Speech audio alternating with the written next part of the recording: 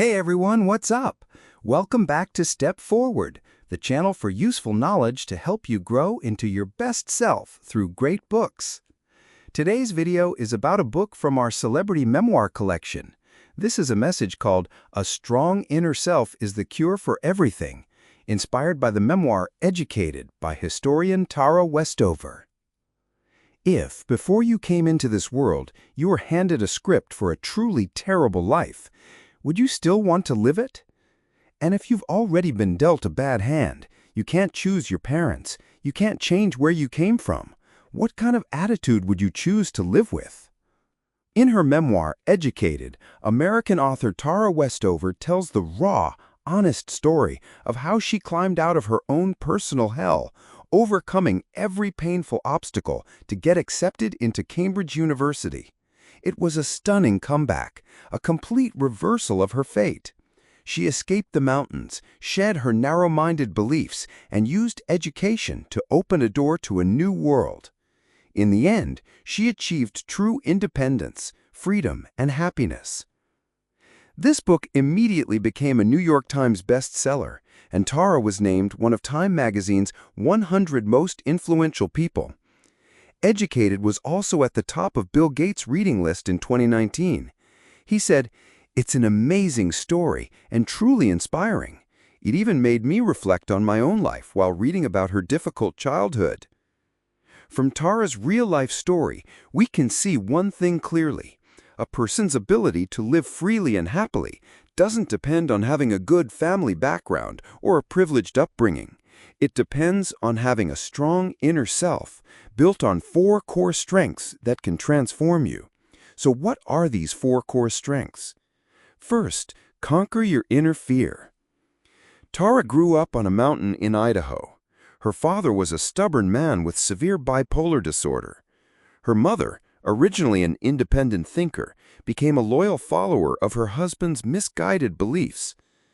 Her parents were conservative Mormons who didn't trust science, education, or the government, and they had no official ties to it. Her father adamantly refused to let his children go to school and homeschooled them himself. From the age of 7, she was dragged to the family scrapyard to help with the work. Once, she was thrown to the ground by a pile of scrap metal and nearly died under her father's truck. In that harsh environment, Tara also witnessed her brothers getting burned, injured, and even losing their fingers. As a child, Tara used to imagine that the magical junkyard was a playground for battles between demons and wizards, goblins and thugs. But now, she realized it was more like a forge in hell, filled with fear at every turn. On top of that, she lived in a family filled with violence and sexism. Her brother Sean was extremely volatile, with violent tendencies and a severe personality disorder. He frequently called Tara a whore and even grabbed her by the hair and shoved her head into the toilet. Even when Tara went to college, Sean would always find excuses to play with her, just to be violent. She had nightmares for years about her brother killing her.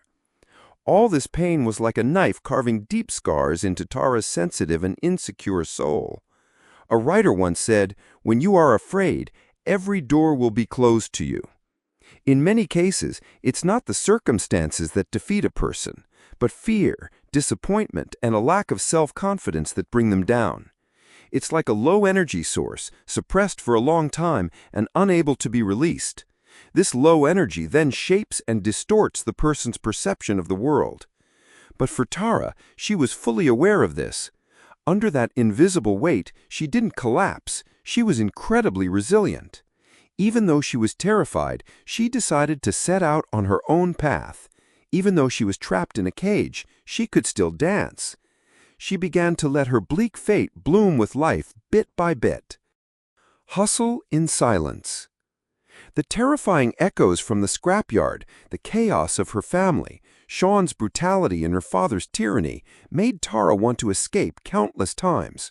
Then, in that desperate darkness, her brother Tyler got into college. This became the guiding light for Tara. Inspired by Tyler, Tara decided to apply to college.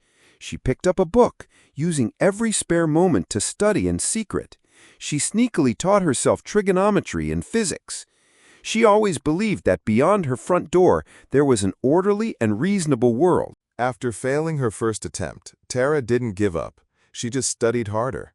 After one more fight, she finally received an acceptance letter from Brigham Young University. However, once she got to college, she faced even bigger challenges. Because she had never been to school before, she had no vocabulary, couldn't write essays, and even the most basic homework was incredibly difficult for her. Because she often asked very naive questions in class, her professors misunderstood her as being disruptive. Tara was ostracized by her teachers and classmates. This life made her start to feel that maybe going to college was a mistake. But even though her heart wavered, she never once thought about quitting. To pay her rent, Tara had to endure stomach pains and work a cleaning job at 4 a.m. every day. To pass her exams, she had to stay up late every night, racking her brain to take notes and study. Because she had suffered so much, she wasn't afraid of hard work. Because she had been through so much hardship, she cherished every opportunity to learn. Through her relentless efforts, she graduated with honors and was recommended for a master's program at Cambridge University. And through those same relentless efforts, she went from being a child of conservative Mormon fundamentalists to an elite scholar with a free spirit. Life is a process of accumulation. When you're willing to see yourself improve every day through continuous learning, you can get closer to dreams that once seemed impossible. With her effort, Tara reshaped herself, and all her persistence was to let her life take root in something beautiful and new. You know, if fate has dealt you a hand of suffering and challenges, just quietly accumulate, quietly grind. Your years of persistent forging are so you can shine brightly tomorrow. Your destiny is in your hands. In this vast sea of people, live a life that is uniquely yours. Learn to be alone. When Tara first started college, her loneliness began to surface. It was due to the sharp conflict between her existing worldview and the real world. She grew up in a very rigid, old-fashioned family. When she first got to college, she thought that girls wearing short skirts that showed their knees were promiscuous, and that going to the movies on the Sabbath was disrespectful. She never even washed her hands after using the restroom, and didn't dare take painkillers when she had an earache.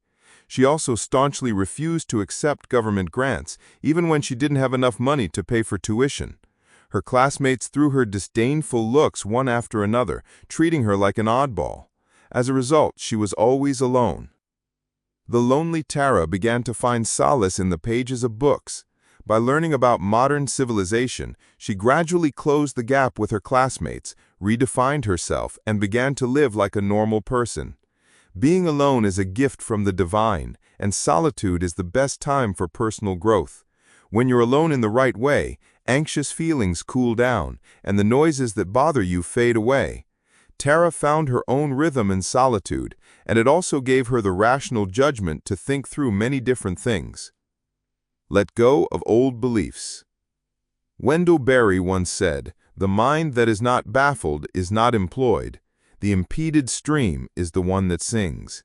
And Tara, a person who was reborn and moved forward, also experienced this state of no return, while her family remained stuck in place. Whenever Tara tried to hint that Sean was a violent man, her father would scold her. "Did you come back from Cambridge just to stir up trouble in this family?" Her father always defended her brother, while her mother said nothing. Sean believed Tara had stabbed him in the back. He would constantly call and scream at her, and even threaten to hire someone to kill her. Under Sean's threats and her parents' blatant favoritism, Tara's sister also chose to cut ties with her. Tara didn't want to sever the blood ties with her parents because family is the hardest place to draw lines between right and wrong. But now, she was no longer the person she used to be, while her parents were still the same. Her inner world was in a great state of conflict. For a long time, Tara's mental state seemed to be severely fractured. She was depressed and lacked confidence. But finally, as her new education took root in her belief system, Tara realized that separating from her family was inevitable. Leaving your parents when you grow up is something you have to do. And in a real family relationship, there will be times when you have to part ways. After a painful internal struggle, Tara finally broke free of her guilt and decided to say goodbye to her parents. She could make peace with her heart and be resolutely herself. As Tara said in an interview, you can love someone and still choose to say goodbye to them. You can miss someone every day and still be glad that they are no longer in your life. Some people are just not meant to be in your life, but they can exist in it in a different way. There's a kind of love that's only suitable for remembrance, a fondness sent from a distance. You don't have to be too close, and you don't have to be sad about it. When the sun is too hot, we choose to turn around and embrace the moon. But that doesn't mean we forget the sun's warmth and light. And only by learning to let go can you move toward a better life. With a strong inner self, Tara was able to escape the shackles of her family and step into a wider world. She discovered human nature through education, reinvented herself by learning, and truly made a comeback. People should be like pearls, needing to cultivate the ability to heal their wounds, transforming those wounds into the brightest pearls. This life, sometimes the trees are full of fruit, and sometimes they are barren. Only by letting go of old beliefs, quietly and persistently rebuilding yourself, can you meet a completely new version of yourself. Only by learning to be alone and constantly exploring your inner world can you find your own destination. And only by overcoming fear, finding hope in adversity, and holding on to your beliefs can we find the happiness and courage to survive. Thank you for listening. If you found this video helpful, please give me a like, share it with those who need it, subscribe, and hit the notification bell to catch the latest videos from Step Forward. Finally, I hope that you and I can turn the bitterness of life into the great strength of our inner selves. In difficult times, we still keep moving forward.